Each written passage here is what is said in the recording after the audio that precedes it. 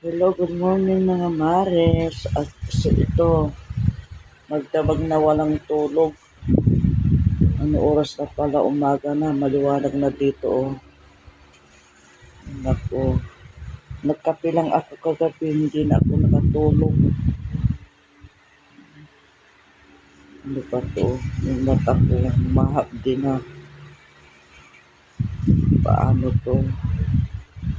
Ay, babangon na nga ako para ano.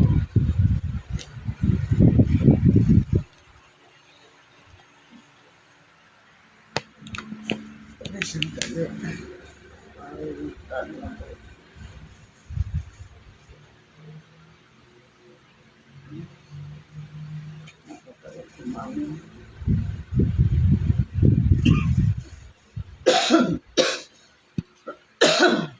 Si Mr. Oh.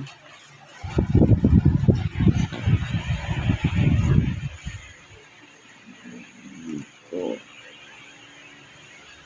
oras na. Good morning. Ba't walang tulog? Aray, hindi na makatayo. Tumatanda na talaga.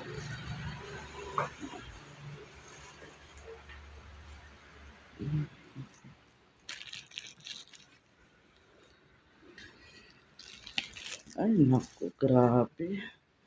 Hindi sila nagligpit dito. Ano ba to?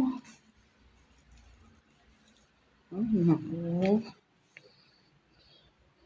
Yung pinag-inuman nila kagabi, hindi nila niligpit. Ay, naku. Wala pa naman akong tulog. Tapos ganito ang madadatnan. Aba, yung tinapay ko yung kagabi, oh. Kagabi ko lang binili. 3 piraso lang yung kinain ko. Ito na lang natira. Ano ba ito? Ilang piraso na lang ito? 3 piraso na lang. Kaya nga sabi ko, ito na lang kainin ko.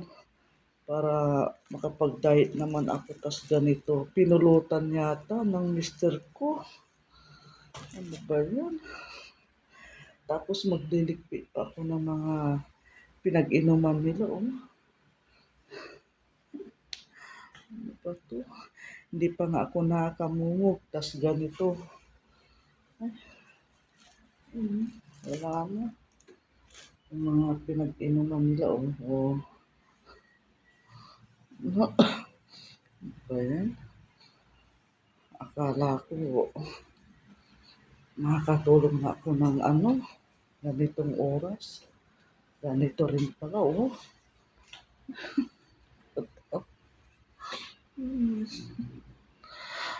Batong mister ko na to. Manda ka mamaya. Ako. Akong tulog. Tapos makita ko yung lamisa to ng kala. Ano ba to? Magtugas muna ako bago ko iligpit.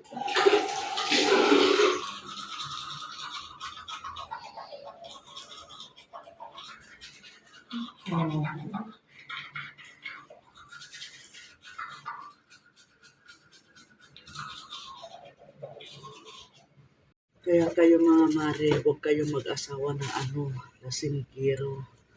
Kasi gagawin kang katulong dito.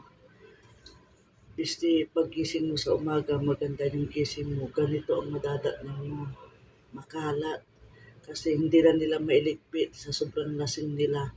Tingnan mo, maghugas na lang. Ay, naku. Mamaya yung humanda yung mister ko na yun. Kabibili ko ng kagabi. Ito na lang natira. Hindi ko na ipasok sa kwarto ko. Pinulutan nila yung tinapay ko. Ano ba tong Danilo na to? Mamaya ka lang. Danilo ka. Kape po tayo. Wala pa akong tulog. Hindi ako nakatulog buong gabi.